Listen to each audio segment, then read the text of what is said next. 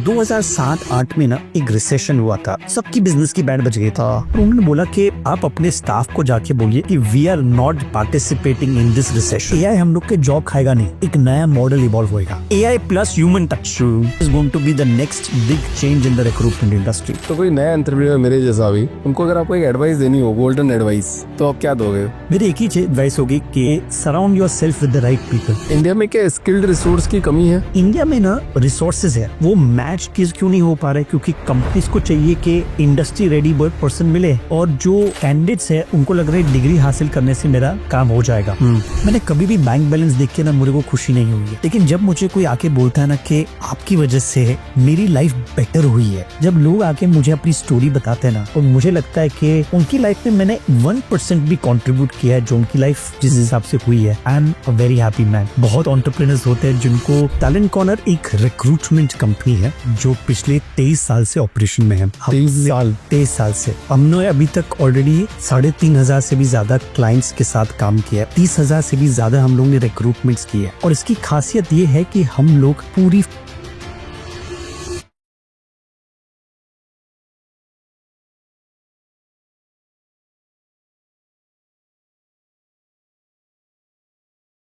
बहुत बहुत स्वागत है आपका द फाउंडर्स ड्रीम के अंदर। आज जो हम डिस्कशन करने वाले हैं, उस डिस्कशन से अगर एक भी आदमी का सपना अगर पूरा हो जाता है, तो ये पॉडकास्ट करना सफल हो जाएगा हमारे लिए। क्योंकि बहुत लोग चाहते हैं कि वो घर पे रहें और घर से कुछ काम करें, क्योंकि बाहर लोग निकलना नहीं चाहते हैं किसी भी कारणवश। लोगों को लगता है कि यार बाहर नहीं जाए, घर से काम करें। क्योंकि जो कोविड के बाद जो सिचुएशन आई है, वो थोड़ी डिफरेंट माहौल बना दिया है, हाइब्रिड मॉडल बना दिया है जिसने। तो रशेश सर, आपसे समझने की कोशिश करेंगे पहले तो कि आप करते क्या हो, फिर मैं आपसे कुछ क्वेश्चन ऐसे करूंगा कि वो मुझे सेटिस्फाइड करे कि आप जो कर रहे हो वो जेन्युइन है या नहीं है। तो बहुत बहुत स्वागत है सर इस शो के अंदर। Thank you. बताइए सर थोड़ा सी आपके बारे में, आप खुद। तो अभिषेक जी, मैं एक कंपनी चलाता हूँ जिसका नाम है talent corner. Okay. Talent corner एक रिक्रूटमेंट कंपनी है जो पिछले 23 साल से ऑपरेशन में है। 23 साल से, राइट। तो हमने अभी तक ऑलरेडी 3,500 से भी ज्यादा क्लाइंट्स के साथ काम किया है, जो ज्यादातर एमएसएमई इंडस्ट्री में ज्यादा है। मोर देन 30,000 से भी ज्यादा हम लोग ने रिक्रूटमेंट्स किए हैं। और इसकी खासियत ये है कि हम लोग पूरी फ्रेंचाइज मॉडल से ऑपरेट करते हैं। हमारे पास 90 से भी ज्यादा फ्रेंचाइज पार्टनर्स है जो हमारे साथ घर पे बैठ के काम करते हैं। कोई टेंशन नहीं, घर पे बैठ के काम करिए। आपके पास एक laptop, mobile phone, internet connection और 5 घंटे का टाइम होना, तो आप ये बिजनेस कर सकते हैं। वाह। तो इस हिसाब से हम लोग ने बिजनेस किया है और काफी अच्छी सफलता भी पाई हुई है। रशेश जी, 23 साल किसी इंडस्ट्री में देना अपने आप में एक बहुत बड़ी बात है। लोग बोलते हैं गुड़ते पड़ते महादेव तो सब बन जाते हैं। मतलब इतना मेहनत अगर कोई करे तो एक सक्सेसफुल मुकाम तक पहुंच ही जाएगा। और ट्रस्ट की अगर बात करें तो अगर 23 साल से कोई कंपनी अगर मार्केट में है, तो इसका मतलब ट्रस्ट तो होगा ही होगा 100%। मुझे ये बताओ सर कि आप रिक्रूटमेंट में कैसे आए 23 साल पहले? तो ये एक मजबूरी थी। मजबूरी से आया? हाँ। तो जब मैं 20 साल का था ना, तब एक कैट सीईटी के एग्जामिनेशन जैसे सब यंगस्टर्स देते हैं, मैंने भी दे दी। ओके। अब स्कोर तो अच्छा है नहीं, तो मैंने बोला अभी क्या करूं, तो जाके नौकरी ढूंढना चालू कर दिया। ओके। अब 6,000 की सैलरी वाली नौकरी मिले। आपको 6,000 की सैलरी? 6,000 की सैलरी की नौकरी। अब 6,000 में क्या होएगा किसी का? मैंने बोला चलो अब पढ़ाई करने के लिए अब्रॉड चले जाते हैं। तो वहां पे एक ट्राइडेंट होटल में एग्जीबिशन लगा था अब्रॉड वाली इंस्टीट्यूट का, और तब ना अब्रॉड जाना इतना कमर्शियल नहीं हुआ करता था। तो सब लोग बोले आपको एक्सपीरियंस होना चाहिए, तो ही आप हमारे में इंस्टीट्यूट में आ सकते हो। ठीक है। एक्सपीरियंस भी नहीं था, राइट। तो क्या करें?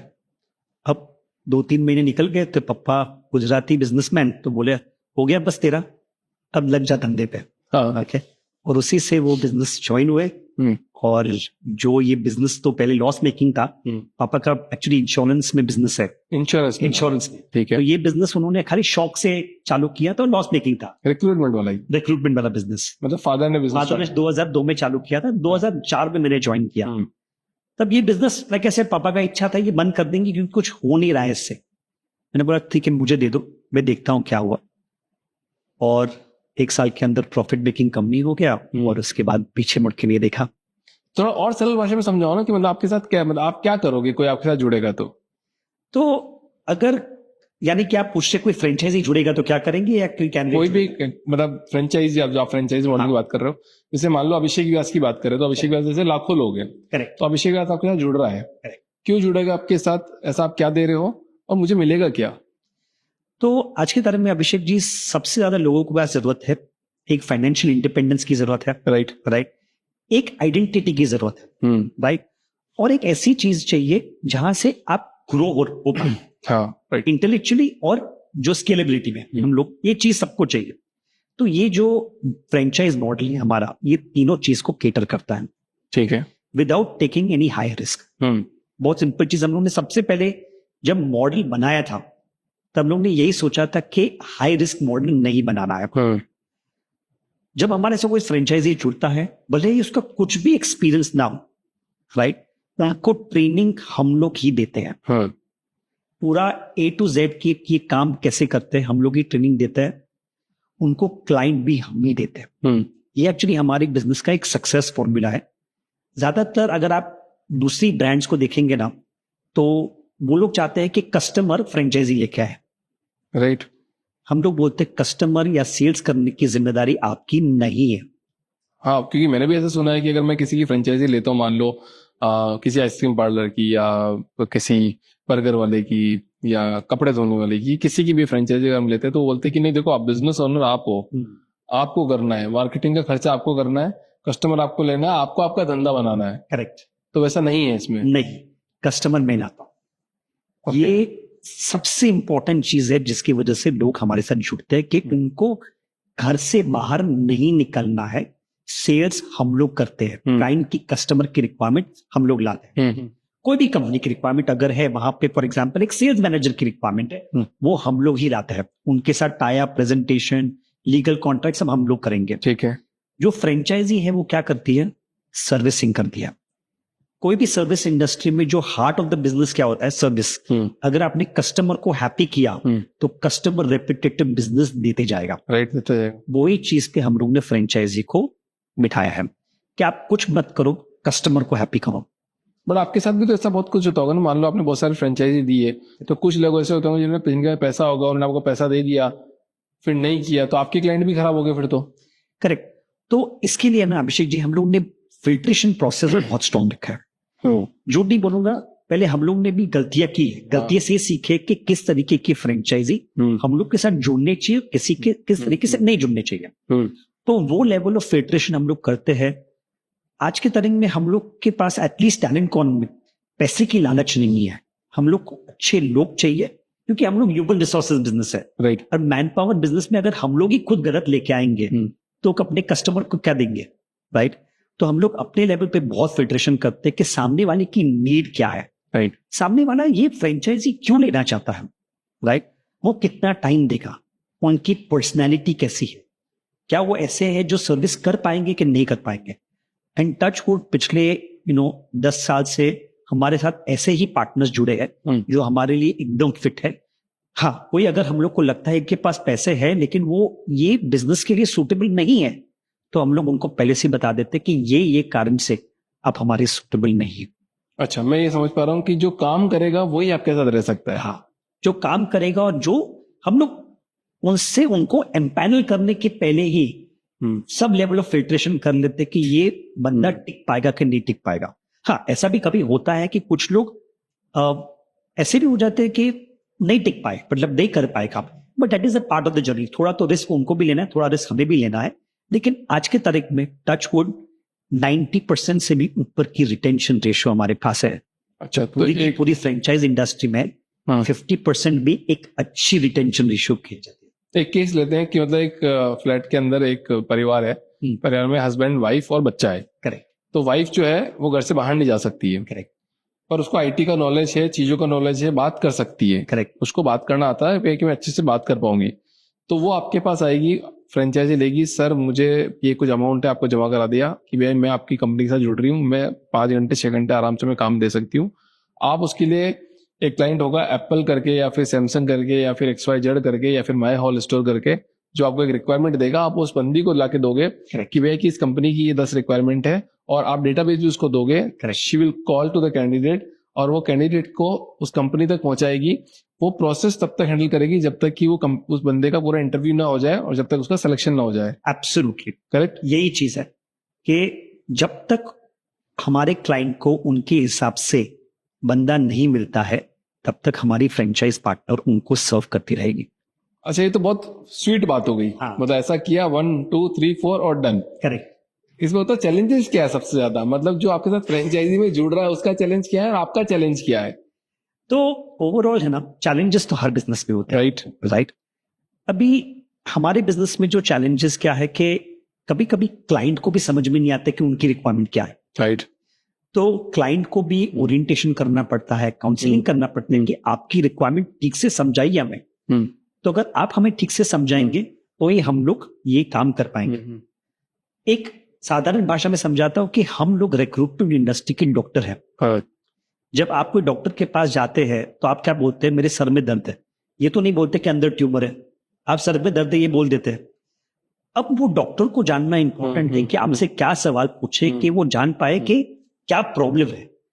तो जो कंपनी हमारे पास आती है वो हमें अपनी रिक्वायरमेंट बताती है, हम लोग थोड़ा और डीप जाते हैं, समझते हैं और उनके हिसाब से उनका रिक्वायरमेंट पे काम करते हैं। राइट। और यही चीज है जो हमारा विनिंग फैक्टर है कि हम लोग क्लाइंट के साथ एकदम डीप जाके उनके साथ एक लॉन्ग टर्म रिलेशनशिप बनाते हैं। एब्सोल्युटली।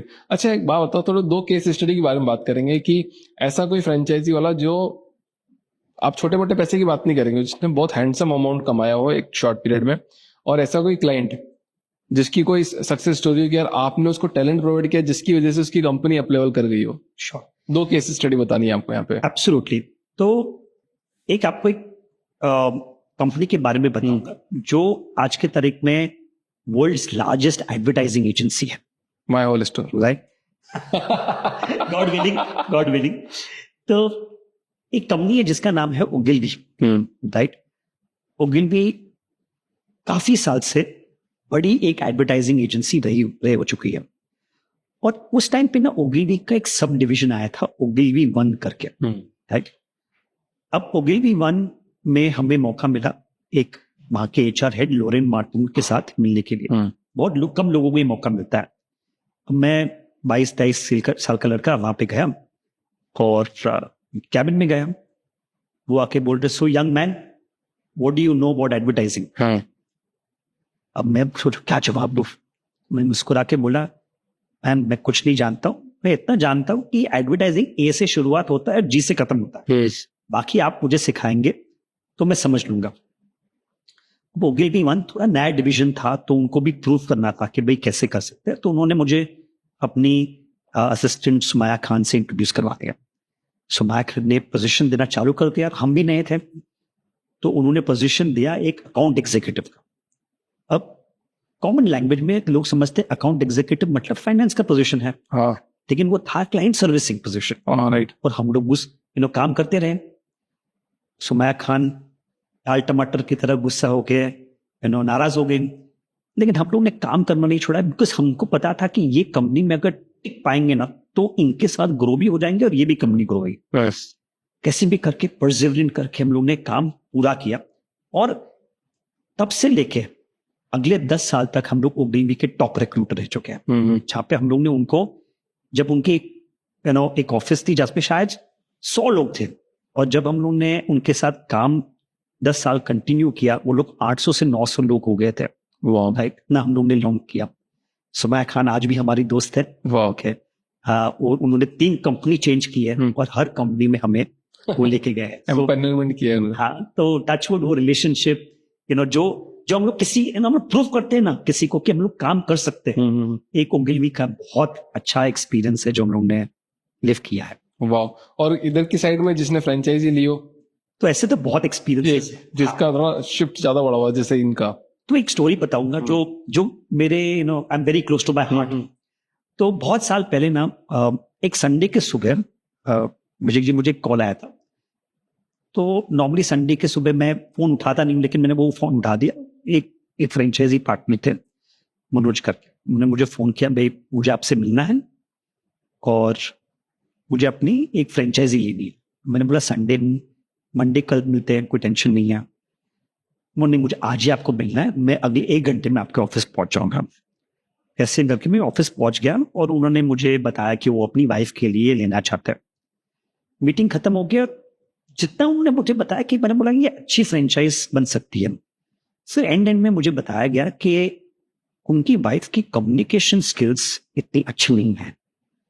उनकी कम्युनिकेशन स्किल्स वाली चीज है ना, हम लोग को थोड़ा डिफिकल्ट, मेरे को लगा कि नहीं, उनको फ्रेंचाइजी नहीं देनी चाहिए। लेकिन कैसे भी करके उन्होंने मुझे कन्विंस करके बोला नहीं आप करिए, मैं सपोर्ट करूंगा, आप कैसे भी करके आगे बढ़ाइए। ठीक है, हाँ बोल के हम लोग ने चालू कर दिया, फ्रेंचाइजी की ट्रेनिंग चालू कर दी। अब जब ट्रेनिंग के लिए गए तब हम लोग फिजिकल ट्रेनिंग करते थे, मतलब किसी के घर जाके ट्रेनिंग करते थे। वहां पे जाके ट्रेनिंग किया तो पता चला उनकी वाइफ ऐसे ऐसे टाइप कर रही है, उनको कोई भी कंप्यूटर का नॉलेज नहीं। कैसे भी करके हम लोग ट्रेनिंग न किया, कंटिन्यूस सपोर्ट प्रोवाइड किया। और नॉर्मली क्या है ना कि ज्यादातर फ्रेंचाइजी हमारा जो उन्होंने पैसा इन्वेस्ट किया है 6 महीने में, 6 से 9 महीने में उनका पैसा वापस आ जाता है। इनकी वाइफ ने 14 महीने लगाए ये करने के लिए। अब कैसे भी करके रिकवरी हो गया और उन्होंने काम कंटिन्यूस रखा।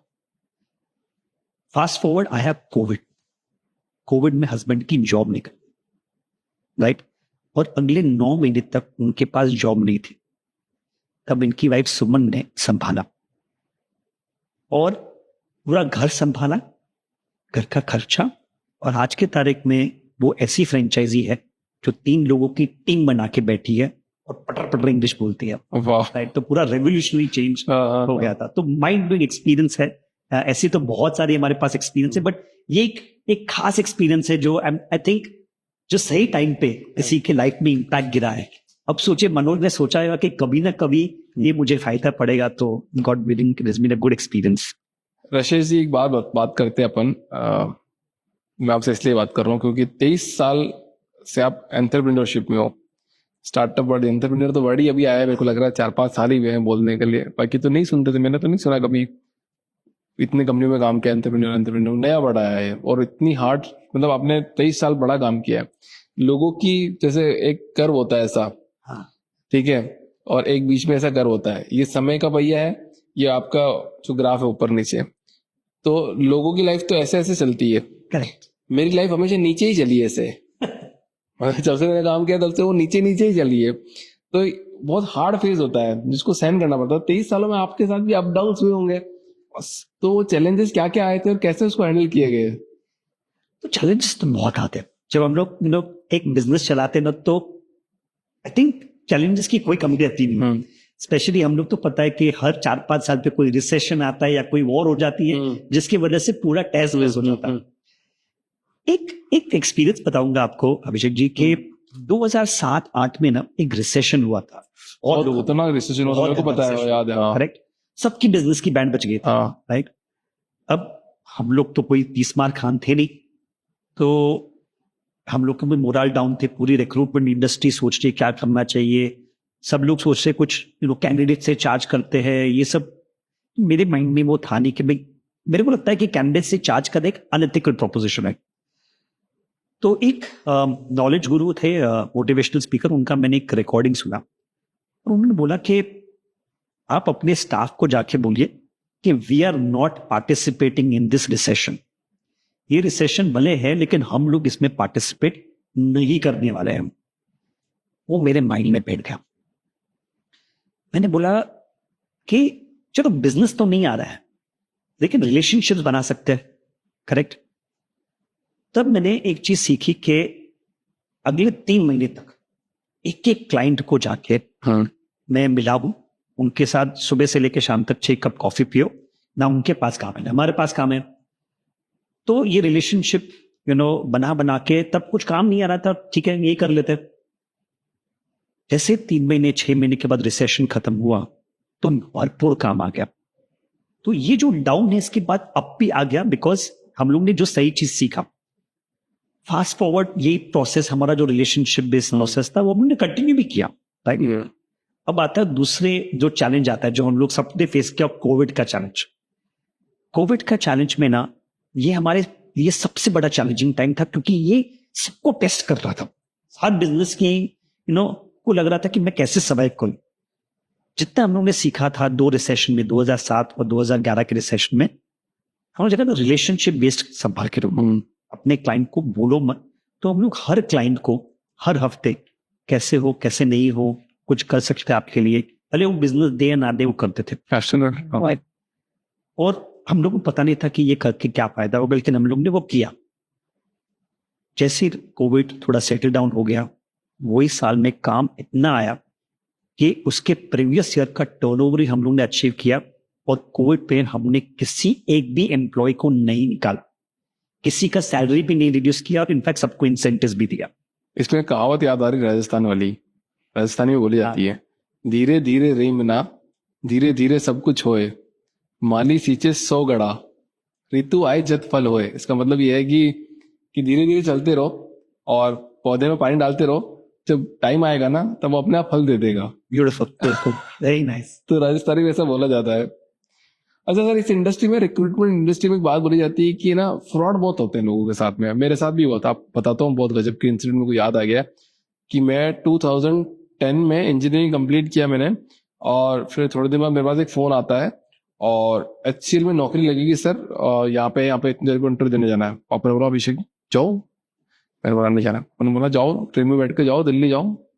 दिल्ली तक पहुंचा, HCL के सामने खड़ा हूँ, फोन लगा रहा हूँ, गायब, कुछ है ही नहीं, कुछ भी नहीं। मेरा तो दिमाग खराब हो गया सर उस दिन। मेरे को यार ऐसा कैसे हो सकता है अभिषेक, कोई फोन नहीं, कोई मैसेज नहीं, कुछ नहीं, मेरे को यहाँ तक बुला लिया। तो कैसे ट्रस्ट किया जाए अगर किसी का फोन आ जाए आपके पास में कि इस कंपनी में, फलाना कंपनी में नौकरी है, कैसे एक सामने वाला बंदा ट्रस्ट करे? करेक्ट। आज भी हो रहा होगा ये तो। ऐसे मैं आपको झूठ नहीं बोलूंगा अभिषेक जी, ऐसी बहुत सारी कंपनीज हैं जो ये फ्रॉड करती हैं, और फ्रॉड के नाम पे ना कैंडिडेट से बहुत सारे पैसे भी ऐंठ लेती है। हाँ, राइट। तो आपके माध्यम से बताना चाहूंगा कि कोई भी रिक्रूटमेंट कंपनी अगर एथिकल है तो वो आपके पास से पैसे नहीं लेगी। आपको पैसे देने की जरूरत नहीं है, क्योंकि हमें कौन पैसा देता है? कंपनी पैसे देती है। तो सबसे पहले किसी को भी पैसा मत दीजिए। कोई भी रिक्रूटमेंट कंपनी के साथ जोड़ने के पहले उसके बारे में रिसर्च करिए कि उनकी बैकग्राउंड क्या है, कितने साल से काम कर रहे हैं, वो जुड़िए, देखिए पूरा। और जब आपको लग रहा है कि नहीं ये क्रेडिबल कंपनी है, तो उनके साथ एक ऑब्जर्व करिए कि वो आपके साथ कैसे बिहेव करते हैं, आपको कितना कम्युनिकेशन दे रहे हैं, नहीं दे रहे हैं। अब एक सिंपल चीज है कि अगर आपके साथ कोई ट्रांसपेरेंटली बात कर रहा है, हर चीज के बारे में आपको इंफॉर्मेशन दे रहा है कि आपके वहां पे आपका CV वहां पे गया है, कहाँ स्टेज पर पहुंचा है, आपका इंटरव्यू हुआ है, आपको सिलेक्ट किया, ज्वाइनिंग किया, क्या सब कुछ बता रहा है, मतलब एक जेन्युइन कंपनी है। लेकिन कोई अगर आपके पास से इंफॉर्मेशन हाइड कर रहा है तो मैं उस कंपनी पे थोड़ा भरोसा करना नहीं चाहूंगा। ये मेरा एक्सपीरियंस है। और यही चीज एक्चुअली कंपनी में भी लागू होती है। आज के तारीख में बहुत सारी कंपनी डरती है कोई रिक्रूटमेंट कंपनी को काम देते हुए, राइट, क्योंकि उनको लगता है कि ये कोई कंपनी ऐसी तो नहीं है जो बाहर जाके फ्रॉड कर लेगी मेरे नाम पे। तो रिसर्च करना बहुत इंपॉर्टेंट है। आपको कंपनी के बारे में रिव्यूज पढ़िए, कि टेस्टिमोनियल पढ़िए, उनके फाउंडर से बात करिएगा चाहिए तो। और आई थिंक जब ओवरऑल करने के बाद आपको लगे कि नहीं ये एक जेन्युइन कंपनी है, तो I think it is worth going ahead. अच्छा, एक चीज और बात करते हैं कि जैसे अपन जब कंपनी बनाते हैं तो अलग अलग जगह से लोग आते हैं, तब तो एक मिशन विजन के लिए काम कर रहे होते हैं, सब साथ में बैठ के काम कर रहे होते हैं, तो उसमें इतना चैलेंज नहीं आता है। बट आपके केस में आप तो एक IT प्रोफेशनल भी हो गया, हाउसवाइफ भी हो गई, कोई बिजनेसमैन भी होगा, कोई स्टूडेंट भी हो जाएगा, मतलब जो जस्ट निकला है वो भी आ जाएगा। तो ये सब लोगों का माइंडसेट एक जगह कैसे लेके आते? क्योंकि अडेप्टेबिलिटी तो इज द मेन की। करेक्ट। तो कैसे अडेप्टेबल कैसे होता है आपका प्रोडक्ट? तो अभिषेक जी, मुझे एक्चुअली इतना क्लैरिटी नहीं है कि वो लोग सब एक मिशन के लिए क्यों जुड़े। बट इतना मुझे पता है कि आप मेरे कोई भी फ्रेंचाइज पार्टनर के पास जाएंगे ना, उनके दिल में टैलेंट कॉर्नर के लिए एक अलग सा स्पेस है, राइट। वो लोग एक कॉमन कॉज से जुड़े हैं कि हम लोग को टैलेंट कॉर्नर को एक अच्छी रेप्यूटेबल एथिकल ऑर्गेनाइजेशन बनाना है। कुछ कुछ फ्रेंचाइज पार्टनर का इस बिजनेस में शायद मेरे से भी ज्यादा ओनरशिप है, बिकॉज वो लोग दिल से इसके बारे में सोचते हैं, राइट। आई थिंक ये क्यों हुआ है, क्योंकि जब हम लोग एक रिलेशनशिप बनाने की कोशिश करते हैं, हम लोग बताते हैं कि भाई हम लोग कोई 30 मार खान नहीं, हम लोग एक्चुअली आप ही की तरह एक कॉमन इंसान है, हम लोग की लाइफ में भी अप्स एंड डाउन आते हैं, लेकिन ट्रांसपेरेंटली उनके साथ काम करते हैं, तो ये बहुत इंपॉर्टेंट है। दूसरी चीज, मैंने एक चीज देखी है कि अगर आप पैसों के बारे में एकदम क्लियर रहे तो लोगों का आपके ऊपर भरोसा बढ़ता है, हमेशा बढ़ता है, हमेशा बढ़ता है। अच्छा, तो फिक्स्ड कॉस्ट, वो जो एक दो तरह की शॉप होती है यहाँ पे, यही इसी को यहाँ पे थोड़ा सा आगे डाइवर्जन करते हैं कि दो तरह की शॉप होती है। वहां पे लिखा होता है फिक्स्ड कॉस्ट, मतलब फिक्स्ड प्राइस, और दूसरा लिखा होता है 10% 20% डिस्काउंट। तो क्या लगता है, वो customer fixed cost fixed price वाले पे ज्यादा जाता है या डिस्काउंट वाले पे ज्यादा जाता है? हर एक तरह के कस्टमर्स होते हैं, कुछ लोग डिस्काउंट के पीछे भागते हैं, लेकिन मेरे हिसाब से जो सही कस्टमर है ना, वही है जो प्राइस के बदले वैल्यू देखे कि इसमें मुझे वैल्यू क्या मिल रहा है। और आई थिंक बिजनेस में अगर कोई वैल्यू देखे ना, वो ज्यादा इंपॉर्टेंट है वर्सेस कॉस्ट देखे। मैं एक चीज बताऊंगा कि मैं सस्ता नहीं हूं 100%, राइट, और मैं सस्ता होना भी नहीं चाहता, क्योंकि मैं वैल्यू प्रोवाइड करना चाहता हूं। That is the more important. अच्छा, किसी ने आपसे ये सवाल किया है क्या आज तक कि जॉब्स हैं बहुत सारी, कंपनीज भी है बहुत सारी, कैंडिडेट भी है बहुत सारे, तो फिर रिक्रूटमेंट फर्म का क्या काम? बहुत सवाल पूछते हैं, बहुत लोग पूछते हैं कि भाई क्या आंसर रहेगा इसका? हाँ, लोग पूछते हैं कि नौकरी पे तो डेटाबेस मिलता है, हाँ, आप इतनी सारी जॉब पोर्टल है, वहां पे डेटाबेस मिलता है, हाँ, कंपनी का आपको क्यों हायर करें? हाँ, तो क्या है ना कि वो बोलते हैं ना कि मियाँ बीबी दोनों रेडी है, और बीच में जो काजी का काम है ना, हम लोग करते हैं। अच्छा, अब हम लोग का काम सिर्फ रेज्यूमे निकाल के वहां पे पुश करना नहीं है, हम लोग का काम है को कैंडिडेट से बात करो, उनको काउंसलिंग करो कि भाई वो क्या टाइप की जॉब ढूंढ रहे हैं, उनकी प्रिपरेशन करो कि वो लोग इंटरव्यू पे कैसे जाके क्या अपेयर करेंगे। उनको ये भी बताना है कि भाई आप कहाँ पे अपनी स्किल्स इंप्रूव कर सकते हो। कस्टमर को बताना है कि भाई आपकी एक्सपेक्टेशंस ये है, लेकिन अगर आपको मार्केट पे ये नहीं मिलेगा तो आपको एक्सपेक्टेशन चेंज करनी पड़ेगी, राइट। ये देखिए कि बंदे में राइट एटीट्यूड है या नहीं है, राइट। अगर आप भी जानते हैं कि अगर एटीट्यूड सही है तो थोड़ा ट्रेनिंग करके स्किल इंप्रूव करके सब काम हो जाता है, सब काम हो जाता है। तो यही मॉडल है, इसीलिए रिक्रूटमेंट कंपनी होती है कि कल्चरल फिट देखे, एटीट्यूड फिट देखे, कि ये बंदे को जेन्युइन इंटरेस्ट है कि नहीं देखे, ये हमारी कंपनी पर ग्रो कराएगा कि नहीं कराएगा ये देखे। तो यही रिक्रूटमेंट कंपनी का काम। आपके हिसाब से 23 साल का करियर हो गया आपका भी, आपने क्या देखा कि जो एक्सपीरियंस गया होता है वो कम काम करता है और जो नया बंदा होता है वो ज्यादा काम करता है? डेफिनेटली है, डेफिनेटली। जो मैं ऐसा नहीं बोलता हूँ कि एक्सपीरियंस वाले काम करते हैं, सच बता रहा सर, सच बता रहा, देखो एक्चुअली ना अभी सिंह जी, एक्सपीरियंस वाले को ना हम लोग क्या करते हैं, वही काम घड़े घड़े करवाते हैं, हाँ, राइट। एक्सपीरियंस का मतलब है उनको चैलेंज कर, हाँ, उनको बड़ा काम, हाँ, राइट। अगर कोई बंदा 3 साल से एक ही काम कर रहा है तो बंदा को एंथुसियाज्म कैसे रहेगी? अगर आप उसको अलग चैलेंज दोगे, अलग काम दोगे, उसको बड़ा रोल दोगे, तो वो और भी अच्छा काम करेगा। हाँ, ये हुई कोई बात। और उनको वो जो जूनियर लोग हैं, जो फ्रेशर्स है, जो एक्चुअली जिसके अंदर जज्बा है कुछ करने के लिए, सीखने के लिए, ताको उनका काम दे दीजिए और इनको ग्रो कराइए। Absolutely, right. लोग ज्यादातर एक्सपीरियंस में कहाँ अटक जाते हैं और क्यों रिडंडेंट हो जाते हैं, मतलब उनको हम लोगों को लगता है कि वो काम नहीं करेंगे और या नहीं कर रहे हैं, क्योंकि हम लोग उनको चैलेंज ही नहीं कर रहे हैं।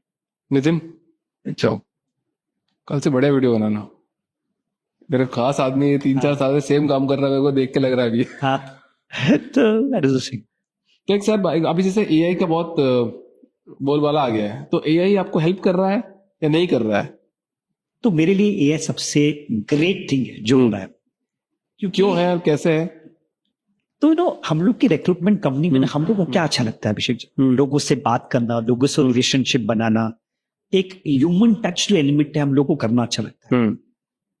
अब कभी कभी कुछ चीजें हमारे काम में जो एक मैन्युअल वर्क थी टेक्नोलॉजी वाइज, स्क्रीन छाटना, रेज्यूमे छाटना, मेंटेन करना डेटाबेस, पहले लेवल ऑफ फिल्ट्रेशन करना, धीरे धीरे करके ना एआई इसको रिप्लेस कर देगा, राइट। ऑलरेडी कर रहा है एआई, ज्यादातर तक सब कुछ कर रहा है, राइट। और इससे और इंप्रूवमेंट होगा। तो आगे जाके क्या चेंजेस होने वाले हैं कि जो रिक्रूटर्स है ना, हमारे जैसे लोग हैं, वो बेटर एफिशिएंट होने वाले हैं, राइट? वो लोग अपना काम इवन बेटर करने वाले हैं। और फ्यूचर कैसे होने वाला है, एआई हम लोग के जॉब खाएगा नहीं, एक नया मॉडल इवॉल्व होएगा। नई चीज आ जाएगी। हाँ, AI plus human touch, AI plus human touch is going to be the next big change in the recruitment industry, ये मेरा मानना है। So I am very excited about AI. Sir आपका एक्सपीरियंस बहुत रिच है, ठीक है, क्वालिटी है, गोल्डन है। तो कोई नया एंटरप्रेन्योर मेरे जैसा भी और मेरे जैसे लाखों लोग, उनको अगर आपको एक एडवाइस देनी हो, गोल्डन एडवाइस, तो आप क्या दोगे? मेरी एक ही एडवाइस होगी कि जो मैंने खुद एक्सपीरियंस किया है, surround your self with the right people. आपके आजू बाजू कौन लोग हैं जो आपके ऊपर इन्फ्लुएंस रखते हैं, वो सही लोग होने चाहिए। अगर बड़ी आप बात करो। हाँ, अगर आप ऐसे लोगों के साथ घूम रहे हो जो खुद ही नेगेटिव है, जो खुद ही आगे बढ़ा नहीं सोच रहे हैं, तो वो लोग आपको एक सही डायरेक्शन में नहीं लेके जा पाएंगे। मेरा एक ग्रुप है, हाँ, जो हम लोग बोलते हैं लाइक माइंडेड एंटरप्रेन्योर्स। ये एक 6 एंटरप्रेन्योर्स का ग्रुप है जो एकदम हाई ड्रिवन है, कोई भी चीज में नेगेटिव बात नहीं करनी है। और हर महीने के फर्स्ट संडे को हम लोग ब्रेकफास्ट में मिलते हैं, राइट, कंपल्सरी। और जब हम लोग मिलते हैं, हम लोग आइडियाज के बारे में बात करते हैं, हम लोग एक दूसरे को चैलेंज करते हैं, और इससे हम लोग को बहुत ज्यादा प्रोग्रेस मिला है। टचवुड, इस साल हम लोग स्टैनफोर्ड में सिलेक्ट हो चुके हैं, जो आज के दिन में वर्ल्ड की सबसे बड़ी इंस्टीट्यूट है। और आई थिंक ये सिलेक्शन होने का कारण इसीलिए दैट ये लोग ने मुझे इंस्पायर किया, मेरे लाइक माइंडेड ग्रुप ने मुझे इंस्पायर किया है कि नहीं, और बड़ा सोच, और डीप सोच, और ये कंपनी को और आगे लेके जा। और ये लोग सोचते कि हम लोग कैसे पूछते हैं कि जब एक डिस्कस होता है आइडिया के बारे में, हम लोग ये सोचते हैं कि ये क्यों नहीं करना चाहिए, राइट? या फिर हम लोग पहले नेगेटिव सोचते हैं। ये जो ग्रुप है मेरा, ये बोलता है कि ये क्यों नहीं होना चाहिए पता, पहले पॉजिटिव सोचो, नेगेटिव के बारे में सोचो ही मत। That is the power of having the right people around you. Sir actually आप ना देखो, आप कहते हो, आप बहुत आसान शब्दों में बहुत बड़ी बात रहे हो कि लाइक माइंडेड पीपल आपके पास होने चाहिए। आपको अपॉर्चुनिटी मिली है, आपके पास है, बट लाखों करोड़ों लोगों के पास नहीं थे, मेरे पास भी नहीं है, आज तक भी नहीं है। क्या आप नेटवर्किंग में बिलीव करते हो कि नेटवर्किंग करने से धंधा बढ़ता है, चीजें बढ़ती है, आपकी चीजें बढ़ेगी? सो नेटवर्किंग ना विजय जी, मेरा एक्सपीरियंस है, नेटवर्किंग के लोगों ने बहुत गलत तरीके से समझा है। लोग सोचते हैं कि नेटवर्किंग करने से बिजनेस आता है। नहीं, नेटवर्किंग का ये मतलब नहीं है कि बिजनेस आए। नेटवर्किंग का ये मतलब है पहचान बनाओ, लोगों को अपने बारे में बताओ, लोगों के बारे में सुनो। इनफैक्ट पहले लोगों के बारे में सुनो, आप देखो कि आप उनकी लाइफ में क्या वैल्यू ऐड कर सकते हो, राइट? और अगर आप वो वैल्यू ऐड करोगे तो वो लोग रेसिप्रोकेट करेंगे। एक ऑथर है जिसका नाम है कीथ फराजी, उन्होंने बुक लिखी है नेवर ईट अलोन। मैं रेकमेंड करूंगा कि कोई भी एंटरप्रेन्योर, किसी को भी, इनफैक्ट एंटरप्रेन्योर कोई भी इंसान अगर वो बुक पढ़े तो उसका स्टेप बाय स्टेप चीजें कि आपको नेटवर्किंग में क्या करना चाहिए, कैसे आप इससे बेनिफिट ले सकते हो, राइट? और नेटवर्किंग कोई ऑप्शन नहीं है। आज के तारीख में नेटवर्किंग एक कल्चर है, नेटवर्किंग एक वे ऑफ लिविंग है, वे ऑफ डूइंग बिजनेस है, राइट? पहचान बनाने तो जरूरत है ही ना, बिना पहचान के काम तो हो ही नहीं पाएगा। डेफिनेटली हो पाएगा। अच्छा, आपको कब लगा, मतलब ऐसे कौन से मोमेंट में लगा कि जो आप बिजनेस कर रहे हो इस पे एक बड़ा पोटेंशियल है, बड़े लोग आपसे जुड़ पाएंगे, ज्यादा कंपनीज आपसे जुड़ पाएगी, ज्यादा फ्रेंचाइजी आप सेल कर पाओगे? कौन सा पॉइंट था ऐसा? आई थिंक जब हमें कुछ साल पहले एक फ्रेंचाइजर ऑफ द ईयर का अवार्ड मिला था मुंबई के एक शो में, तब तक मैं नहीं चाहता था कि ये बड़ा हो सकेगा। लोग लगेगा हाँ ठीक है, लेकिन आप लोगों ने एकदम डिसिप्लिन से बढ़ाया था, और जो फ्रेंचाइजर ऑफ द ईयर का मुकाम मिला ना, तो हमें लगा कि अभी ये बिजनेस को बाहर वाले भी समझ रहे कि ये पोटेंशियल है। एंड तब हमें सिर्फ best franchisor of the year in western zone मिला था। हम लोगों ने तब एक सोच के रखा कि ये फ्रेंचाइजर ऑफ द ईयर हम लोग को नेशनल अवार्ड जीतता है, एंड उससे ऊपर जबरदस्त मेहनत की, और ये business now is become and एक साल पहले हम लोग 2 franchisor of the year India भी मिला था in the services category. And which big brands हमारे साथ, जो दूसरी ब्रांड्स थी वो लोग बड़े बड़े ब्रांड्स थे। तब लोगों को लगा कि नहीं, ये बिजनेस में पोटेंशियल है, तो उसको भी स्टैनफोर्ड ने भी वैलिडेट कर दिया कि भाई ये एक बड़ा बिजनेस हो सकता है। क्या लगता है कितना बड़ा मार्केट हो जाएगा, कितना बड़ा बिजनेस हो जाएगा आने वाले 5 साल में? तो मुझे लगता नहीं, मैं इस बारे में श्योर हूं कि Talent Corner is not going to be an India centric organisation. हम लोग इंडिया की सबसे फर्स्ट एटलीस्ट 10 कंट्रीज में होने वाली वर्ल्ड क्लास ऑर्गेनाइजेशन बनेंगे। ये मेरा मैनिफेस्टेशन है, वो इसमें मैं बिलीफ रखता हूं कि ये होगा। 5 साल में होगा, 10 साल में होगा, मुझे पता नहीं, लेकिन इसके लिए मैं मेहनत पूरी करूंगा। राइट। और ये होने वाला है, वो बात पक्का है। किसी ने एक बात बहुत अच्छी बोली इसी बात पे कि एक विजनरी एंटरप्रेन्योर को अपने लक्ष्य निर्धारित करने चाहिए, पर अगर आपने उसको टाइम फ्रेम में बांध दिया तो शायद वो कभी पूरा नहीं होगा। हमेशा आपको मेहनत करते रहनी पड़ेगी। एब्सोल्युटली। अच्छा, ऐसा क्या डिफरेंशिएट है मतलब आप में और दूसरे लोगों में कि जो आप अलग कर रहे हो वो अलग कर रहे हैं, या सब सेम है? देखिए, कहने के लिए तो अभिषेक जी हम लोग सब करते हैं सेम तरीके से। हम लोग सब रिक्रूटमेंट ही करते हैं, मैन पावर ही प्रोवाइड करते हैं। तो आई थिंक मेरे लिए ना जो एक बड़ा डिफरेंशिएटर फैक्टर जिसके बारे में स्टेटिस्टिकली भी प्रूव होता है कि जो आपको सर्विस कर रहे हैं ना, उसको आपके कंपनी में, आपके काम में कितना इंटरेस्ट है। अब दूसरी रिक्रूटमेंट कंपनीज क्या करती है, एम्प्लॉयज रखती है और एम्प्लॉयज के पास से सर्विस करवाती है। उनको हर एम्प्लॉयज को तो हर महीने सैलरी मिल जाती है, तो सामने वाले को सक्सेस मिला या नहीं मिला, कस्टमर को सक्सेस मिला या नहीं मिला, मतलब नहीं है, उनको फर्क नहीं पड़ता है। लेकिन हमारे एंटरप्रेन्योर्स को फर्क पड़ता है, हमारी फ्रेंचाइज पार्टनर्स को फर्क पड़ता है। तो रात के 10 बजे हुए हो या सुबह के 4, अगर कस्टमर को सर्व करना है और कस्टमर की नीड और कस्टमर हमें बता रहा है कि आप हमें हेल्प करिए, तो हमारे पार्टनर्स जी जान लगा देंगे और वो दिल से एक अच्छा बंदा ढूंढने की कोशिश करेंगे, क्योंकि पता है कि अगर ये कस्टमर ग्रो करेगा तो घूम फिर के हमारे पास ही वापस आएगा। तो ये हमारा बड़ा फैक्टर है। प्लस ऑफ कोर्स जो ट्रांसपेरेंसी प्रोसेस है, जो कंसिस्टेंसी हम लोग कम्युनिकेट करते हैं, जो क्लियर कट हम लोग क्लाइंट को बताते हैं कि इस हिसाब से आपको मिलेगा। आज के तारीख में टच हुड हमारे पास रेपिटेटिव कस्टमर्स बहुत ज्यादा है। चलो बहुत बढ़िया बात करते हैं। एक लड़की ने आपके साथ एक फ्रेंचाइजी ली, कितने रुपए की आती? लगभग 3.5 लाख। 3.5 लाख के आसपास। अरे 3.5 लाख रुपए लगा दिए, तो कितना कमाएगी साल में? तो हमारे पास ना अभिषेक जी आज के तारीख में ऐसे फ्रेंचाइज पार्टनर्स है जो मिनिमम 5 से 6 लाख कमाते हैं और एटलीस्ट 80 लाख वाले भी कमा रहे हैं। 5 to 80 लाख से कमा 80 लाख के हैं। लेकिन उसके पास ना एक पेशेंस होना चाहिए। पहले साल में वही तो नहीं है। हाँ, पेशेंस की बहुत वो आप दिला सकते हो तो बताओ। हाँ, तो पेशेंस बहुत इंपॉर्टेंट है। और कैसे बोलते हैं, एक common sense, consistency, day to day basis पे डटे रहना, वो बहुत इंपॉर्टेंट है। वो तो एक एंटरप्रेन्योर ही हो गया ना फिर तो। हाँ, तो इसलिए तो मैं एंटरप्रेन्योर्स ढूंढ रहा हूँ। Franchisee at the end of the day entrepreneur ही है, क्योंकि वो अपने बिजनेस के लिए काम कर रहे हैं। बट काम ज्यादा उसमें करोगे। हाँ, उसको दुकान पे बैठना ज्यादा है, उसको दुकान पे बैठना ज्यादा ऑफ कोर्स कंसिस्टेंटली होता ऐसा है ना कि भाई सुबह आए, चाय वाय पी, सब सही चल रहा, नहीं चल रहा, बड़े हाथ वाथ लगाया, फिर वापस चला गया, दिन में फिर खाना खाना है, सब बढ़िया चल रहा है, फिर शाम को आया, गल्ला नहीं हुआ, क्या बात है। हाँ, ऐसा तो नहीं चाहिए। नहीं, हम लोग को इन्वॉल्व होने वाले पार्टनर चाहिए। हाँ, तो ये आपने अच्छा सवाल पूछा। हम लोग को इन्वेस्टर नहीं चाहिए, हाँ, हम लोग को पार्टनर चाहिए। मैं ऐसे लोग ढूंढ रहा हूं जिसको, जो टैलेंट कॉर्नर को अपनी ऑर्गेनाइजेशन संभल के चले। बट वो तो ये बात बोल सकते हैं ना कि चलो ठीक है, मेरे को वर्क फ्रॉम होम भी आजकल अपॉर्चुनिटी मिल रही है लोगों को, तो वर्क फ्रॉम होम कर लेंगे, 4 लाख की सैलरी मिलेगी, धीरे धीरे बढ़ेगी, 10 लाख तो वैसे भी हो जाएगी, और उसमें टेंशन भी नहीं है कि धंधा आएगा नहीं आएगा, बट मेरा तो काम हो रहा है। करेक्ट। फिर कैसे संभालोगे आप? अब मुझे बताइए, मैंने आपको एक चीज बताई थी कि आइडेंटिटी, राइट, ये बिजनेस उनका खुद का बिजनेस है।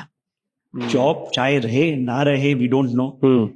क्या आप एक जॉब को अपनी खुद की जॉब या खुद की बिजनेस बता पाओगे? नहीं बता पाओगे। हाँ, ये एक पॉइंट है, वेरी गुड। और खुद की आइडेंटिटी, अगर आप बाहर जाके किसी को बोलोगे नहीं मेरे बिजनेस है, हाँ, ये मेरा काम है, मैं इस बिजनेस का एंटरप्रेन्योर या एंटरप्रेन्योर हूं, तो एक आइडेंटिटी है। ओके, आप जब जॉब करते हो तो आपको हमेशा किसी और को अकाउंटेबल रहना पड़ता है। यहाँ पे आप खुद को अकाउंटेबल हो। दूसरी चीज फ्लेक्सिबिलिटी, बहुत इंपॉर्टेंट चीज है। आज की तारीख में सब लोग एक चाहते हैं कि वर्क लाइफ बैलेंस रहे। मेरी टर्मिनोलॉजी है जिसका नाम है work life blend. Okay, right, आप काम भी करिए और अपना लाइफ भी एंजॉय करिए, और ये अपॉर्चुनिटी हमारी एंटरप्रेन्योरशिप अपॉर्चुनिटी ऑफर करती है। कोई स्पेशल हाईलाइट देना चाहते हो आपकी फ्रेंचाइजी के बारे में, जो बहुत मतलब यूनिक सेलिंग पॉइंट जिसे बोलते हैं अपन, इंग्लिश भाषा में? आई थिंक एक ऐसा मॉडल है जो किसी को भी रिस्ट्रिक्ट नहीं करता है, बैरियर फ्री अपॉर्चुनिटी। आपकी कोई भी तरीके से सोच रिस्ट्रिक्ट नहीं हो सकती। आप जितना बड़ा सोचे, जितना बड़ा करना चाहे, ये कर सकते हैं। यहाँ पे कोई लाइसेंसेस नहीं है, कोई गवर्नमेंट एडिशनल नॉर्म्स नहीं है, बहुत बड़ा गवर्नमेंट की बात ही नहीं, इन्वॉल्वमेंट ही नहीं है, कुछ ही नहीं है। तो आप बेफिक्र हो कि आपको कितनी मेहनत डालनी है, आपको किस हिसाब से करना है, बिजनेस को कौन से डायरेक्शन में लेके जाना है, आप डिसाइड कर सकते हो। और ये बहुत कम अपॉर्चुनिटीज ये ऑफर करती है। मतलब आप कह रहे हो 3.5 लाख रुपए लगा क्या 1 करोड़ तक भी कमाया जा सकता है? लोग कमा भी रहे, लोग कमा भी रहे। मेरे एक फ्रेंचाइजी ने मुझे पूछा था कि सर ऐसी कौन सी बिजनेस है, हमारे माना एक हर साल पे एक साल का 1 करोड़ का बिजनेस बना सकते हैं? बना सकते हैं, क्यों नहीं बना सकते? आप करवा के दोगे? हाँ, करवा सकते हैं, 100% करवा सकते हैं, लेकिन सामने वाले में हाँ। मेहनत करने की क्षमता होनी चाहिए। जान लगा देंगे सर 1 करोड़ कमाने के लिए, बनाने को उसको टीम बनाना पड़ेगा, सब कुछ करना पड़ेगा। हाँ। लेकिन फिर 1 करोड़ अपने आप नहीं बनते, उसके लिए मेहनत करनी पड़ती है। हाँ। राइट, तो वो बहुत इंपॉर्टेंट चीज है। और इनफैक्ट ये सोचने की जरूरत है अभिषेक जी के हमारे वहां में ना 3.5 लाख का इन्वेस्टमेंट है, और इसमें ना हर साल एक डेटाबेस का हम लोग लेना पड़ता है जिसका लगभग 80,000 से लाख रुपए का इन्वेस्टमेंट आता है। आज के तारीख में ऐसी कौन सी बिजनेस है जो 80,000 और लाख रुपए के इन्वेस्टमेंट में ऐसा पोटेंशियल देती है कि आप उसको 1 करोड़ तक लेके जा सकते हैं? हाँ, 1 करोड़ बनाना आसान नहीं है, लेकिन 10, 15, 20 लाख तो बनाना बहुत आसान है। चलो 1 करोड़ कमाना अगर किसी को, तो उसको कितने रिक्रूटमेंट कराने पड़ेंगे बताओ ऑन एन एवरेज साल भर में? इनको रिक्रूटमेंट नहीं, वैल्यू ऑफ रिक्रूटमेंट बनाना पड़ेगा। ओके, कितने तो अगर वो मिड लेवल रिक्रूटमेंट के अगर समझ लीजिए कि पूरे साल में 50 से लेके 75 तक रिक्रूटमेंट करा दे, ओके, जो मिड लेवल और सीनियर लेवल रिक्रूटमेंट है, तो 1 करोड़ पहुंच जाएंगे। वाह, करते सर इस बिजनेस को, मैं भी करता हूँ। आज एक फ्रेंचाइजी लेके मैं भी डाल देता हूँ, चेक करते देखे कैसे कर सकते हैं। नॉट बिग इन्वेस्टमेंट बट कर सकते हैं काम। मेहनत तो मेरे को करनी है, मुझे तो कल करना नहीं है। आई थिंक 1 करोड़ में आपसे कमा लेता हूँ आज। बढ़िया है, आप यहाँ पे आ गए। अच्छा सर, अनएथिकल प्रैक्टिस के बारे में थोड़ी सी बात करते हैं कि आपकी कोई अनएथिकल प्रैक्टिस तो नहीं है ऐसी कि जैसे आपने मेरे को बोल दिया 3.5 लाख रुपए लूंगा, अगले साल फिर 2 लाख रुपए लूंगा, फिर 5 लाख लूंगा, और कमाएगा तो कमाएगा वो तेरे में, फिर आपने तो बोल दिया तो मेहनत तो कर नहीं रहे, पर पैसे तो दिक्कत हो गई ना सर। तो ये बहुत इंपॉर्टेंट क्वेश्चन है। बहुत लोग ये सोचते हैं कि भाई इसमें अनएथिकल क्या चीज है। इनफैक्ट बहुत लोग मुझे पूछते हैं कि इसमें कोई कंडीशंस अप्लाई तो नहीं है, कोई हिडन चीज तो नहीं है जो आप मुझे नहीं बता रहे। तो हम लोग ना अभिषेक जी हर चीज लिखित में देते हैं। हम लोग का एक फ्रीक्वेंटली आज डॉक्यूमेंट्स है, उसके वीडियोस बनाए हैं हम लोग। इनफैक्ट हमारे जो प्रोस्पेक्ट्स हैं उनको आके बोलते हैं आप हमारे बारे में सब रिसर्च कर लीजिए, राइट। हमारा बैलेंस शीट देख लीजिए, आपको जानना है तो कितना फ्रेंचाइजी क्या कमाई है आपको वहां पे ट्रांसपेरेंटली दिख जाएगा। ठीक है, हम लोग जो आपने बताया था कि 3.5 लाख का इन्वेस्टमेंट है, उसमें से हमारी फ्रेंचाइजिंग फीस सिर्फ 2.5 लाख की, 2,65,500 इंक्लूडिंग जीएसटी। ये हमारी one time life time. Okay, बाकी तो जो है वो डेटाबेस का खर्चा है। अब अगर मुझे अनएथिकल प्रैक्टिस करनी होती थी तो मैं ये फीस हर साल लेता था, राइट। मैं इसी फीस हर साल नहीं लेता हूं, क्योंकि मैं चाहता हूं कि मैं तभी कमाऊं जब मेरी फ्रेंचाइजी कमाए। अब फ्रेंचाइजी जितना कमाएगी उतना मैं कमाऊं। That is the right. किसी ने बोला 1 और +1 1 नहीं होता है, 1 + 1 11 ही होता है हमेशा। आप सब कुछ खुद नहीं कर सकते, फिर अगर आपका जितना आपका जो पार्टनर है वो कमाएगा, तब जाके आपकी कंपनी मल्टीफोल्ड कमाएगी। आज के तारीख में मैं आपको बताऊंगा कि मैंने जब फ्रेंचाइजी मॉडल चालू किया था ना, तब हमारा टर्नओवर सब 1 करोड़ था। Okay, we have grown more than 15 times because of our model. मैं ये पूरा जो इसका क्रेडिट है ना हमारी फ्रेंचाइज पार्टनर को ही देता हूँ। मैं एक्चुअली स्पीकिंग मैं सिर्फ कंपनी को हेड करता हूँ, पूरा प्रोसेस सिस्टम्स करता हूँ, लेकिन हमारे जो फ्रेंचाइज पार्टनर्स है ना, इन्होंने ही ये कंपनी बनाई। ये पूरी क्रेडिट इनको ही दी जाती है, चाहे वो 9 साल पुरानी रोशिता केएम हो या फिर नए वाले शीतल शारदा। ओके, ये ही हमारे पार्टनर्स है जो हमारी कंपनी को आगे लेके आए हैं और आगे लेके जाएंगे। सबसे पहले पार्टनर का नाम क्या है? सबसे पहले पार्टनर हमारे हैं रॉजर मिरांडा करके। हाँ, ओके, वो पिछले 2011 में हमारे साथ जुड़े थे। ओके, अभी वो अपने फादर का बड़ा बिजनेस संभालते हैं, लेकिन सबसे एक्टिव पार्टनर है रोशिता करके, जो कोयम्बतूर से है। ओके, मुझे याद है कि जब मैं उनकी ट्रेनिंग करने गया था, उनका इतना छोटा सा बच्चा था, उन ऐसे बच्चे को पकड़ के ट्रेनिंग करवा रही थी, राइट। अभी मैं रिसेंटली मिला उनको, तो उनका बच्चा भी बड़ा हो गया है और 10th स्टैंडर्ड भी क्रॉस कर चुका है। तो ये जो जर्नी है वो एक एक्सपीरियंस है इसका। इसको एक स्निपेट पे या उसको पेपर पे नहीं डाल सकते कि एक एक्सपीरियंस है बाय इटसेल्फ। हाँ, रोज के अप डाउन, रोज की चीजें, रोज की खुशी, रोज का गम, आपसे तब जाके चीजें बनती है। अच्छा, ये रिक्रूटमेंट इंडस्ट्री का फ्यूचर कैसा होने वाला है? क्योंकि कितनी रिक्रूटमेंट कंपनी में तो देखता हूँ, मतलब हर एक पत्थर मारो तो एक रिक्रूटमेंट कंपनी पे जाके गिरता है। सही बोल रहा हूँ क्या मैं? एब्सोल्युटली। आप इनफैक्ट ये बहुत सही बोल रहे हो कि बिकॉज रिक्रूटमेंट इंडस्ट्री में आज की तारीख में कोई बैरियर्स नहीं है। कोई भी अपनी रिक्रूटमेंट कंपनी रातों रात चालू कर सकता है। उसको सस्टेन करने के लिए प्रॉब्लम है, बिकॉज चैलेंजेस है उसमें। तो मुझे ऐसा लगता है कि धीरे धीरे करके क्या होगा कि रिक्रूटमेंट जो नंबर ऑफ कंपनीज है वो कम हो जाएगी, क्योंकि लोगों को समझ में आ जाएगा कि इसको सस्टेन करना चैलेंजिंग है। इनफैक्ट जब जीएसटी लागू हुआ उसके बाद भी नंबर ऑफ कंपनीज कम होगी, बिकॉज उसको स्ट्रक्चर्ड वे पे चलाना है। आज की तारीख में जो कंपनीज है वो भी यही चाहती है कि मैं एक्सपीरियंस लोगों के साथ ही काम करूं, जो ये मेरा काम पूरा कर सकते हैं। और इसके अंदर ना ये जो सिस्टम्स, प्रोसेसेस, सही तरीके से काम करना, जो कस्टमर को वैल्यू ऐड करवाना, अपने फ्रेंचाइज होल्डर्स, स्टेक होल्डर्स, जो अपने एम्प्लॉयज है उनको कैसे एक साथ लेके चल सकते हैं, ऐसी कंपनीज जो ये काम कर पाएगी, ठीक से कर पाएगी, ये लोग आगे बढ़ पाएंगे। और बाकी मेरे हिसाब से इंडस्ट्री धीरे धीरे आके एक लेवल पे ही काम करेगी और लिमिटेड कंपनीज रहेगी, लिमिटेड कंपनी के साथ काम कर। मेरे हिसाब से धीरे धीरे ऐसे भी हो रहा है, वो कंटिन्यू रहेगा उस हिसाब से। जो जितनी मेहनत करेगा वो उस लेवल, उस कंपनीज के साथ में रहेगा। हाँ, और लेकिन अपॉर्चुनिटी बढ़ेगी। इंडिया का ग्रोथ आज के तारीख में इनफाइनाइट है, राइट। जिस हिसाब से इंडिया ग्रो कर रहा है, एंटरप्रेन्योरशिप या जो बिजनेसेस आ रहे हैं, हर बिजनेस को लोगों की जरूरत पड़ने वाली है। अच्छा, एक बात बताओ मेरे को, सही से बताना कि आपने इतने टाइम से काम किया, इंडिया में क्या स्किल्ड रिसोर्स की कमी है? इंडिया में ना रिसोर्सेज है, हाँ, लेकिन वो मैच क्यों नहीं हो पा रहा है? क्योंकि कंपनीज को चाहिए कि इंडस्ट्री रेडी पर्सन मिले, और जो कैंडिडेट्स है उनको लग रहा है डिग्री हासिल करने से मेरा काम हो जाएगा। अब इनके ऊपर जो काम करना है दोनों जगह, वो बहुत इंपॉर्टेंट है। बहुत लोग इसके ऊपर काम ही नहीं कर रहे हैं। बहुत लोग कैंडिडेट्स को जाके बता ही नहीं रहे कि भाई आपको जॉब मिल सकता है, आपको अच्छा जॉब मिल सकता है, लेकिन आपको आपके स्किल्स के ऊपर काम करना है। सिर्फ डिग्री लेने से काम नहीं होने वाला है, आपको एक पेडिग्री बनाना पड़ेगा, राइट। एक अपने स्किल को इंप्रूव करना पड़ेगा, एक एटीट्यूड को बिल्ड करना पड़ेगा काम करने के लिए। और उससे आपसे कंपनी को भी बताने की जरूरत है कि भाई आप हर चीज एक्सपेक्ट मत करिए, राइट। अगर हम लोग सबको ग्रो करना है तो आपको ये फ्रेशर कम्युनिटी को लेना पड़ेगा, वो उनको चांस देना पड़ेगा।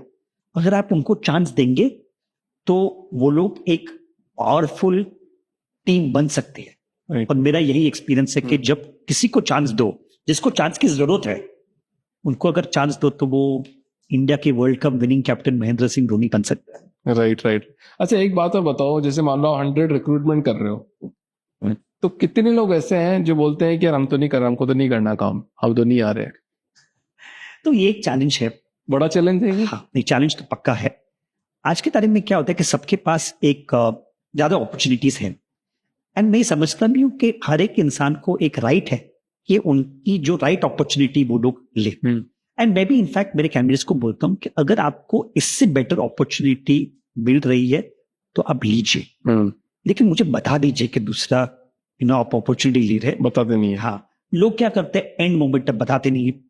तो इसके लिए भी हम लोग ने प्रोसेस सेटअप किया है, जिसमें हम लोग कैंडिडेट्स के साथ इंटरेक्ट करते हैं, उनको एक सही सवाल पूछते हैं कि पता चले कि ये बंदा जेन्युइनली ज्वाइन होने वाला है या नहीं ज्वाइन होने वाला है। तो टचवुड वो प्रोसेस इंप्लीमेंट करने के बाद ये जो चैलेंज है काफी हद तक कम हो चुकी है। बट ये इसको ऐसा नहीं होने वाला, ऐसा पॉसिबिलिटी नहीं है, क्योंकि ह्यूमन बींग्स को प्रिडिक्ट करना बहुत मुश्किल है। किसी को रातों रात मतलब 12 बजे कोई अच्छी ऑफर होगी तो कल सुबह वो ज्वाइन नहीं करने वाला है, और वो राइट भी है उसका, उसको हमारे से बेटर ऑफर आगे तो कौन नहीं जाएगा। Right right right. So let's treat humans as humans. हाँ, तो अगर आप ह्यूमन को ह्यूमन की तरह एक्सेप्ट कर लो तो ये हमारे। अच्छा, सबसे ज्यादा जॉब्स किसकी है इंडिया में? आपने इतना सारा काम किया तो सबसे ज्यादा जॉब, सबसे ज्यादा रिक्रूटमेंट किसका कराया आपने? तो हमने तो एक्चुअली जो बहुत अच्छा रिक्रूटमेंट करवाया है वो एक हम लोग बोलते हैं एमएसएमई इंडस्ट्री का बहुत काम करवाया है। किस इंडस्ट्री में? किस कैटेगरी में? आईटी, मैन्युफैक्चरिंग और इंजीनियरिंग में बहुत काम किया है, बहुत ज्यादा काम किया है, और मल्टीपल रिक्रूटमेंट यहाँ पे करवाए। लेकिन इंडस्ट्री पे फोकस ना करके ना, मैं ये सोचता हूँ कि ये एक एमएसएमई सेगमेंट है, वहां पे फोकस करना चाहिए। और इसका एक एक्सपीरियंस मैं आपको बताता हूँ अभिषेक जी। जब एक बड़ी कंपनी होती है उनके पास तो 100-200 रिक्रूटमेंट कंपनी जुड़ी होती है, सब इनके पीछे दौड़ रहे, राइट? तो वो लोग हम लोग को क्यों इंपॉर्टेंस देंगे? नहीं देने वाले हैं। उनके लिए हम लोग एक दूसरे वेंडर है, राइट? लेकिन एक मिड साइज कंपनी है, उनके पास तो लिमिटेड पार्टनर है, वो इनफैक्ट हमारे क्वेश्चन पूछते हैं कि भाई आपको क्या लगता है कि किस हिसाब से काम करना है, तो हमारा वैल्यू पर्सपेक्टिव बढ़ जाता है। दूसरी चीज है कि पैसा तो सबको कमाना है, राइट? लेकिन वहां पे chances of making money is higher. वहां पे होता है कि भाई हम लोग को एक इक्वल अपॉर्चुनिटी मिलते है। ये कौन बनेगा करोड़पति वाला गेम नहीं है कि नंबर लगा तो लगा, नहीं लगा तो राइट राइट। थर्ड चीज है कि इसका डिसीजन मेकिंग कैपेसिटी बेटर है, ओके, द फास्टर डिसीजन लेते हैं, पेमेंट टाइम पे देते हैं। तो ये सब चीजों में हम लोग ने ज्यादा फोकस करके, इनफैक्ट हम लोग बोलते हैं हमारा स्वीट स्पॉट जो है ना वो एमएसएमई के साथ काम करना है। वाह। तो ये बताओ आपके साथ जुड़ने का क्या प्रोसेस है? तो जब हमारे साथ कोई जुड़ना चाहता है तो ये हमारे कंपनी में लोगों से कांटेक्ट करते हैं, वेबसाइट के थ्रू हमारा कांटेक्ट डिटेल सब ओपन है। इनफैक्ट मेरा मोबाइल नंबर भी मैंने डाल दिया है वेबसाइट के ऊपर। एक बार वो पूरा प्रोसेस समझते हैं, फ्रेंचाइज मॉडल समझते हैं, मेरी टीम के साथ बात करते हैं और फिर मेरे साथ एक बार बात करते हैं। मैं उनको पहले डिस्कस करता हूँ कि आपकी क्या एस्पिरेशंस है इसके ऊपर, और जब हमें लगता है कि नहीं ये एस्पिरेशंस जो हम उनको डिलीवर कर पाए वो सिमिलर है, तो उसके बाद ही आप लोग आगे बढ़ते हैं पे। और हर चीज डॉक्यूमेंटेड होती है, सब चीज डॉक्यूमेंटेड है, एवरी चीज, मतलब कोई भी चीज ओरल नहीं है, हर चीज का सवाल मैं ब्लैक एंड व्हाइट में जवाब देता हूँ। तो सामने वाले को, बंदे को ये लगे कि नहीं ये हम लोग को सेल नहीं कर रहे, ये जेन्युइनली इन्वॉल्व हो रहा है, क्योंकि मैं एक सेल्समैन नहीं, मैं एक एंटरप्रेन्योर हूँ। इंफॉर्मेशन देना मेरा काम है, आपकी डिसीजन लेना आपका काम। अच्छा, आपको रिटेंशन का भी तो वो टेंशन होता होगा, जो आपके साथ जुड़ा है तो रिटेन तो होता नहीं होगा, ज्यादा टाइम तक छोड़ देता होगा। ऊपर वाले की बहुत रहमत है मुझ पे कि मेरे साथ जो फ्रेंचाइज पार्टनर जुड़ते हैं वो बहुत कंसिस्टेंटली मेरे साथ लॉन्ग टर्म तक रहते हैं, राइट? इनफैक्ट चाहे वो मेरे एम्प्लॉयज हो या चाहे फ्रेंचाइज पार्टनर्स हो, I have a very very good retention. लोग छोड़ते नहीं है, एक ग्लू फैक्टर है, राइट? और आई थिंक दैट इज, ये क्यों होता है? क्योंकि हम लोग उनके साथ एक रेगुलर इंटरेक्शन रखते हैं फ्रेंचाइजीज के साथ। मैं फ्रेंचाइजीज के साथ हर 3-6 महीने में एक डीप रिव्यू कॉल करता हूँ, उनसे अपने उनके सिटी में जाके कभी कभी मिलता हूँ। मुझे इनफैक्ट मेरे फ्रेंचाइज पार्टनर्स के, ज्यादातर फ्रेंचाइज पार्टनर्स के बच्चों के नाम, हस्बैंड स्पाउस का नाम, उनके घर पे उसका क्या एस्पिरेशन है, सब मैं सब जानता हूँ। मुझे लगता है कि ये ह्यूमन एस्पेक्ट है। किसी का बच्चा अगर मेडिकल की एग्जाम दे रहा है तो मुझे वही पता है, किसी के घर पे अगर डिवोर्स का बात हो रहा है तो मुझे वही पता है, गॉड से। लेकिन ये है सिचुएशंस ऐसी, but it is human. But touch wood, I think this human connection, ये जो है एक स्टिकीनेस फैक्टर है जो हमें एक साथ जुड़ा के रखता है। तो रिटेंशन का मुझे इतना इश्यू नहीं है, लोग बहुत सोच समझ के जुड़ते हैं हमारे साथ।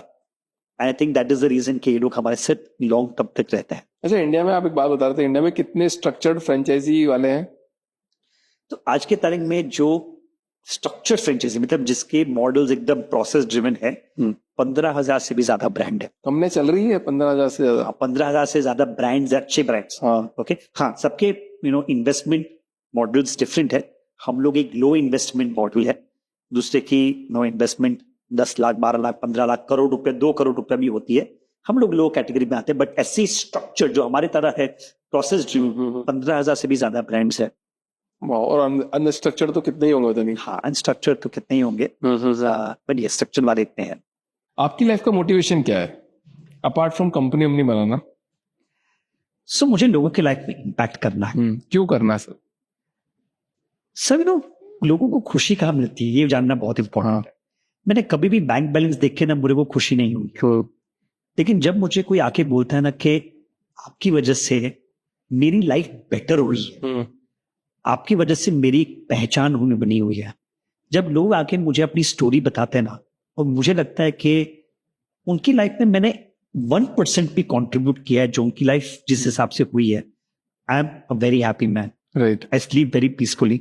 बहुत एंटरप्रेन्योर्स होते हैं जिनको जो प्रॉफिट के पीछे दौड़ते हैं, हर time balance sheet, bank balance देखते रहते हैं। आपने देखे ऐसे? हाँ, मैंने वो एक्चुअली कम शौक है टू बी ऑनेस्ट। ये देखना इंपॉर्टेंट है, वो मैं भी मानता हूँ, लेकिन मेरे लिए वो इतना इम्पोर्टेंट नहीं है। शायद बहुत एंटरप्रेन्योर्स सुबह आके अपना बैंक बैलेंस चेक करते हैं। अगर बताओ तो मैं हफ्ते में एक बार चेक करता हूँ कि क्या है। बहुत पैसा आपके पास। गॉड ऊपर, सो टच वुड, वो बोलते हैं कि अगर आप सही काम कर रहे हो तो पैसा अपने आप आने वाला है। टैलेंट कॉर्नर एक प्रॉफिट मेकिंग कंपनी है, हमें कभी भी कोई डेट की या कभी कोई भी जरूरत नहीं पड़ी है। We are a self sufficient company, right? तो आई थिंक जब सही काम करो तो पैसे अपने आप आते ही है। लोगों की लाइफ में इम्पैक्ट करो, वो बहुत राइट। राजेश जी, बहुत बढ़िया पॉडकास्ट। एक लास्ट मैसेज इन कैमरा, जो आपके साथ जुड़ना चाहते हैं वो आपके साथ क्यों जुड़ेंगे, कैसे जुड़ेंगे और क्या उनको मिलेगा कैमरा में? तो अगर आप अपना खुद की अपनी खुद की पहचान बनाना चाहते हैं, अपना खुद का बिजनेस चलाना चाहते हैं, एक फाइनेंशियल इंडिपेंडेंट पर्सन बनना चाहते हैं, तो आप डेफिनेटली हमारे साथ कनेक्ट करिए। ये एक मॉडल है जो आपकी लाइफ में डेफिनेटली इम्पैक्ट करेगा, एंड ये मेरी गारंटी है आपको। सर गारंटी दे दियो आप तो। वाह, ठीक है, तो एक मैं जुड़ जाता हूँ सर। उसको ट्रांसफर करो पैसे थोड़े जल्दी। Thank you so much sir. Thank you. काफी मजा आया आपके साथ बात करके। Thank you so much for coming in this show. Thank you. ऐसे आप हमारा देखते रहे, लोगों को बताते रहे और हमारे शो में भी लोग आते रहे। Thank you so much.